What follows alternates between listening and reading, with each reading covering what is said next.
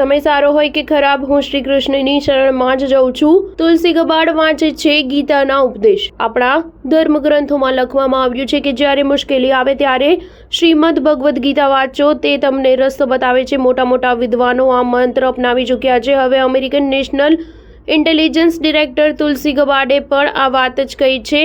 તુલસી ગબાડે કહ્યું કે ભલે વિશ્વના વિવિધ ભાગોમાં યુદ્ધ ક્ષેત્રોમાં સેવા આપવાની હોય કે પછી વર્તમાનમાં આપણી સામે આવવા પડકારો હોય, ભગવાન શ્રી કૃષ્ણ દ્વારા અર્જુનને ભગવદ્ ગીતામાં આપેલા ઉપદેશો છે જેનો હું મારા સૌથી સારા અને ખરાબ સમયમાં સહારો લઉં છું. સમય સારો હોય કે ખરાબ, હું શ્રી કૃષ્ણની શરણમાં જઉં છું. તુલસી ગબાડ 2013માં જ્યારે પ્રથમ હિન્દુ અમેરિકન કોંગ્રેસ સભ્ય બન્યા હતા ત્યારે તેમણે યુએસ હાઉસ ઓફ રિપ્રેઝેન્ટેટિવ્સમાં ભગવદ્ ગીતા પર હાથ રાખીને શપથ લીધા હતા. તુલસી ગબાડ ભગવાન કૃષ્ણના ભક્ત છે અને તેમણે ઘણી વખત ભગવદ્ ગીતાનો તેમના આધ્યાત્મિક પ્રેરણા તરીકે ઉલ્લેખ કર્યો છે.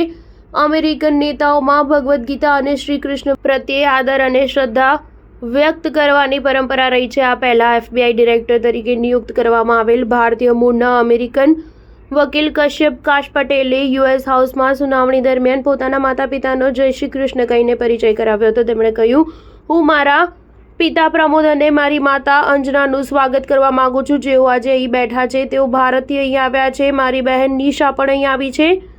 તે પણ સમુદ્ર પાર મારી સાથે રહેવા આવી છે. મારા માટે એ ખૂબ મોટી વાત છે કે તમે બધા અહીં છો. જય શ્રી કૃષ્ણ.